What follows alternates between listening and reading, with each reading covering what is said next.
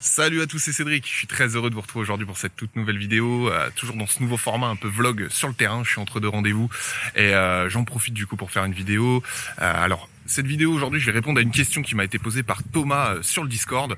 Il m'a posé la question, il m'a dit voilà Cédric, à ton avis, est-ce qu'il vaut mieux acheter en particulier ou passer par agence quand on souhaite investir dans l'immobilier?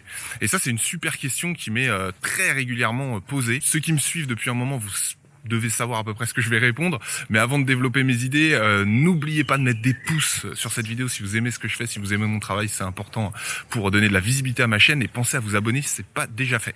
Alors, est-ce qu'il vaut mieux passer par le particulier ou par agence? Alors, vous savez, par exemple, quand on est sur le Bon Coin, on a plusieurs annonces, qui sont mêlées. On peut avoir des annonces directement avec le particulier, et on peut avoir des annonces de professionnels.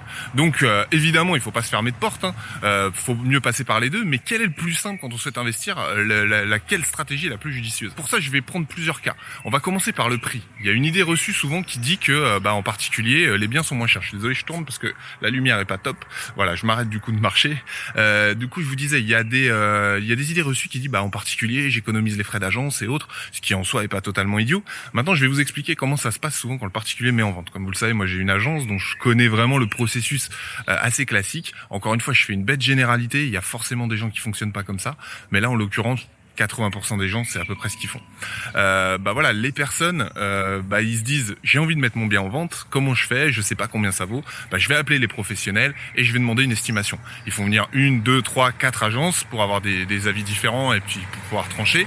Admettons qu'il y a un bien où les personnes se disent, moi, mon appartement, les agences m'ont dit que ça valait entre 100 et 150 000 euros. Alors, on va dire qu'ils le mettent à 150 000 euros, du coup. Ils se disent, ça vaut 150 000 parce que, souvent, quand il y a une fourchette, ils prennent toujours la plus haute, ils ont raison. Et puis, la personne va se dire, finalement, je vais pas passer par agence parce que, comme ça, j'économise les frais d'agence.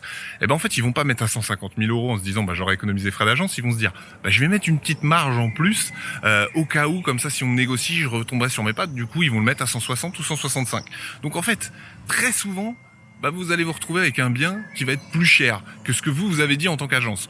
Donc l'un dans l'autre, en fait, cette économie ne va pas être vraiment significative, voire ne va pas exister du tout. Alors après, un bien, ça se négocie, les prix peuvent bouger, mais faut savoir que souvent, ce processus-là se fait. Et même s'ils disent, moi je veux bien passer par agence, mais en parallèle, je vais le mettre en particulier, si par exemple l'agence le met à 150 avec les frais d'agence, ils le mettront souvent à 150 également. Et c'est pour ça que ce sera forcément beaucoup plus négociable. Donc ça, c'est le premier point. Deuxième point, et là pour le coup qui est beaucoup plus intéressant à mon sens, c'est au niveau de la négociation. Vous avez deux cas de figure. Soit vous négociez du coup avec un agent, soit en direct. Très souvent, les personnes qui débutent ont un petit peu peur de négocier avec les agents. Ils se disent c'est les professionnels, je vais me faire avoir, je parle pas le même langage, c'est compliqué. Détrompez-vous. En fait, l'agent, je le dis, je vous l'ai déjà dit, mais c'est votre meilleur ami. Pourquoi? Parce qu'un agent immobilier, il gagne sa vie que quand il vend un bien. Donc indirectement, son client, c'est l'acquéreur. Parce que si personne peut avoir 10 000 biens à vendre, s'il y a personne pour les acheter, il gagnera pas sa vie. Donc dans tous les cas, même sans le vouloir, il va défendre son acquéreur. Donc demain, quand vous allez négocier avec l'agent, vous allez trouver un peu, c'est votre meilleur allié. Tous les arguments que vous allez pouvoir lui transmettre, il va les utiliser, et il va utiliser aussi ses techniques de négociation. Après, il y a des bons agents, il y en a des mauvais, mais si, admettons, vous tombez sur quelqu'un de bon, il aura des méthodes qui permettront de vous défendre. Donc là, vraiment, passer par agence pour la négociation, c'est un vrai plus. C'est un vrai plus parce que lui, ce qu'il veut, c'est que la transaction se fasse. Donc quand vous êtes acquéreur, même si vous négociez serré, il va tout faire pour vous défendre. Donc ça, c'est le premier point.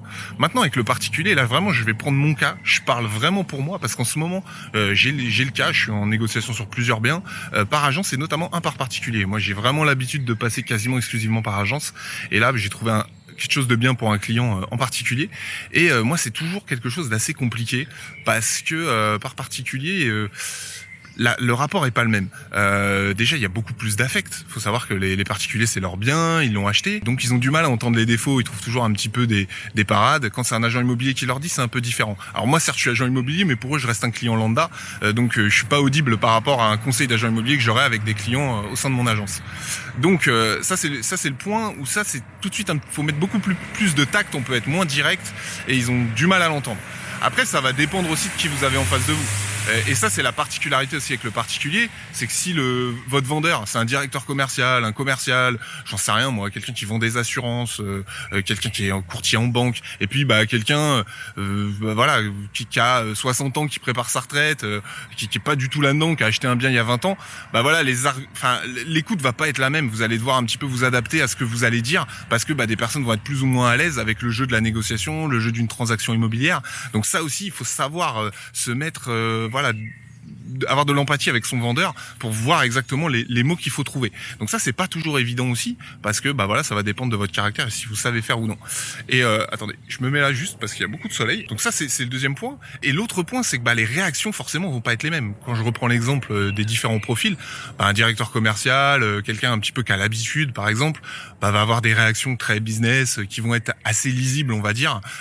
C'est quelqu'un qui peut très bien s'y prendre, mais ça va être assez lisible. Voilà, que si je reprends l'exemple de mon couple de pré-retraités qui a acheté les deux biens il y a 25 ans, ils vont pas avoir l'habitude de négocier, et il y a certaines techniques, ça va vous faire bizarre. Moi, j'aime bien faire un parallèle quand on parle de négociation avec des particuliers qui, on va dire, sont assez néophytes. C'est que je fais souvent un parallèle avec le poker. Je sais pas si vous avez déjà joué au poker, mais j'imagine que la plupart d'entre vous sont déjà assis à une table de poker avec des amis un soir, un samedi soir après l'apéro. On se dit allez, on lance un poker, et puis vous jouez à 10 par exemple, et sur les 10 il y en a 2 qui savent pas jouer, et puis vous savez jouer parce que vous jouez un peu avec des amis toutes les semaines, des choses comme ça, et vous vous retrouvez face à des réactions en fait de personnes qui ne connaissent, qui connaissent à peine les règles, qui savent pas jouer, voilà, sur des bluffs, sur des choses comme ça, on va pas rentrer dans le détail, mais qui sont hyper désarçonnants en fait quand vous êtes joueur. Quand vous négociez avec un particulier, je veux dire, qui a pas forcément le profil IMO, business et tout, ça va être un peu la même chose. Ils vont avoir des réactions soit maladroites, qui vont les desservir, c'est-à-dire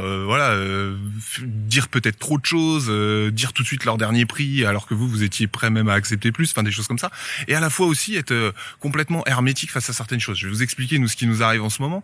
Là, je suis en pleine négo du coup sur un bien avec des particuliers. On n'est pas tout à fait d'accord, il manque quelques milliers d'euros, et j'ai fait une première baisse, et puis pour la deuxième baisse, j'aime bien utiliser un argument, c'est une des petites sommes là, c'est un bien qui est pas très très cher, qui est moins de 100 000 euros, et de dire moi je sais que la banque va suivre mon client et dire nous on est prêt à enlever la condition suspensive d'obtention de prêt. Et ça, c'est un argument souvent auprès des agences qui sont qui sonnent bien, qui a un vrai argument pour pouvoir avoir gagné un petit peu de sous. Et j'ai beau avoir expliqué au vendeur directement, c'est un truc qui a pas été audible pour lui et ça a pas du tout fonctionné. Et du coup on se retrouve un petit peu bloqué pour quelques milliers d'euros. Bon, il y a d'autres stratégies à mettre en place, encore une fois. On note que c'est un argument qui a vraiment de la valeur pour lui, et lui finalement ça lui a pas du tout parlé. Et c'est là que c'est assez étonnant. Et moi, c'est vrai que je préfère vraiment directement négocier par agence. Et enfin, le troisième et dernier point que je mettrai en avant, et pour moi c'est le plus important, c'est quand vous passez par agence, vous pouvez fidéliser une relation. Et ça, c'est pas possible avec le particulier. Alors à moins que vous tombiez sur un super rentier qui ait 30 biens sur la même ville, qui les vende, je sais pas, sur 3 ans, et auquel cas vous pouvez dealer avec plusieurs transactions avec lui. Quand on est avec une agence, forcément ils peuvent vous rappeler. Donc dans le but où vous voudriez multiplier les opérations, c'est hyper intéressant. Attendez juste 2 secondes, je vais traverser. Hop là, c'est bon.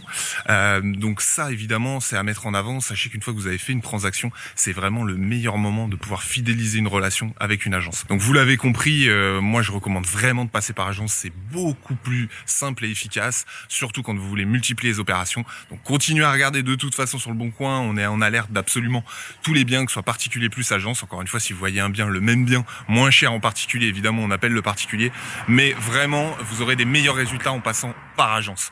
Donc voilà ce que je voulais vous dire. N'hésitez pas à me mettre dans les commentaires ce que vous en pensez. Est-ce que vous passez par agence, par particulier? Vous favorisez lequel des deux? Vos retours d'expérience? Est-ce que vous avez eu des meilleurs résultats avec les particuliers ou les agences? Tout ça, ça m'intéresse. Pensez à mettre des pouces si vous avez aimé cette vidéo, et pensez bien à vous abonner à la chaîne. Allez, je vous dis à bientôt. Ciao!